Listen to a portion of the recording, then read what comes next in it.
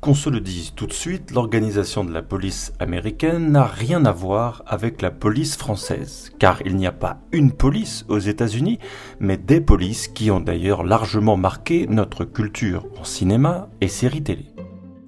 Alors comment se répartissent les quelques 800 000 officiers de police des États-Unis ? Le premier échelon, c'est la police locale, par exemple la New York Police Department ou Detroit Police Department, où sévissait dans les années 80 un certain Axel Foley, enfin quand il ne s'envolait pas pour Beverly Hills. Le chef de la police locale est généralement nommé par le maire de la ville.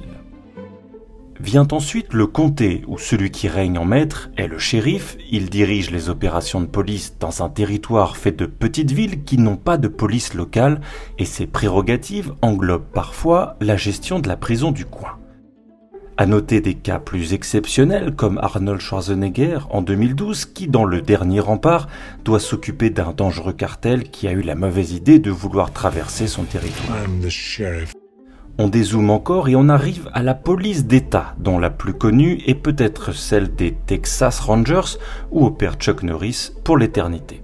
Deux branches principales ici, la Highway Patrol, qui patrouille sur les axes routiers, et la State Police, qui résout les affaires de crimes graves, dont la liste diffère parfois d'un État à l'autre.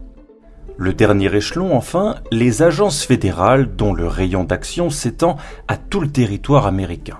Vous en connaissez probablement plusieurs, le FBI qui enquête sur les crimes fédéraux, la DEA qui lutte contre le trafic de drogue, ou encore la NCIS qui s'intéresse aux crimes commis au sein de l'US Navy et des Marine Corps, et pas que le vendredi soir sur M6.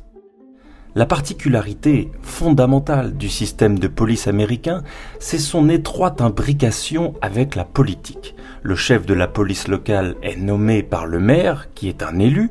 Le shérif, lui, fait campagne tous les 4 ans car il est directement choisi par la population du comté, et le chef de la police d'État est nommé par le gouverneur qu'on élit tous les 4 ans aux États-Unis.